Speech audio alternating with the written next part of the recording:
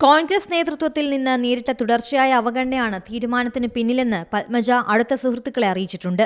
കഴിഞ്ഞ നിയമസഭാ തെരഞ്ഞെടുപ്പ് പ്രചാരണ റാലിക്കിടെ പ്രിയങ്ക ഗാന്ധിയുടെ വാഹനത്തിൽ പത്മജ കയറുന്നത് ജില്ലാ നേതാക്കൾ തടഞ്ഞതോടെയാണ് പ്രശ്നം തുടങ്ങിയത്. കെ കരുണാകരന്റെ സ്മാരകം നിർമ്മിക്കുന്നത് കോൺഗ്രസ് നീട്ടിക്കൊണ്ടുപോകുന്നതും പത്മജയുടെ തീരുമാനത്തെ സ്വാധീനിച്ചതായാണ് സൂചന. ബിജെപിയിൽ ചേരുമെന്ന് നേരത്തെ വാർത്തകൾ വന്നെങ്കിലും അതിനെ പത്മജ തന്നെ തള്ളുകയായിരുന്നു. ബിജെപിയിലേക്ക് പോകുന്നു എന്നൊരു വാർത്ത ഏതോ മാധ്യമത്തിൽ വന്നെന്ന് കേട്ടെന്നും എവിടെ നിന്നാണിത് വന്നതെന്നറിയില്ലെന്നുമായിരുന്നു പത്മജ പറഞ്ഞത്. ഉച്ചയ്ക്ക് പങ്കുവച്ച പോസ്റ്റ് വൈകിട്ടോടെ നീക്കം ചെയ്യുകയായിരുന്നു.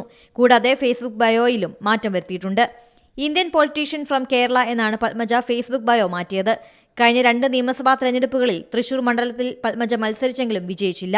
നിലവിൽ KPCC ജനറൽ സെക്രട്ടറിമാരിൽ ഒരാളാണ് പത്മജ. AK ആന്റണിയുടെ മകൻ അനിൽ ആന്റണിക്ക് പിന്നാലെ കെ കരുണാകരന്റെ മകളും BJPയിലേക്ക് പോകുന്നതിന്റെ ഞെട്ടലിലാണ് കോൺഗ്രസ് നേതൃത്വം. News desk C Malayalam news. പുതിയ വാർത്തകളും വിശേഷങ്ങളും ഇനി വിരൽ തുമ്പിൽ. എല്ലാ ഡിജിറ്റൽ പ്ലാറ്റ്ഫോമുകളിലും ഇപ്പോൾ സി മലയാളം ന്യൂസ് ലഭ്യം.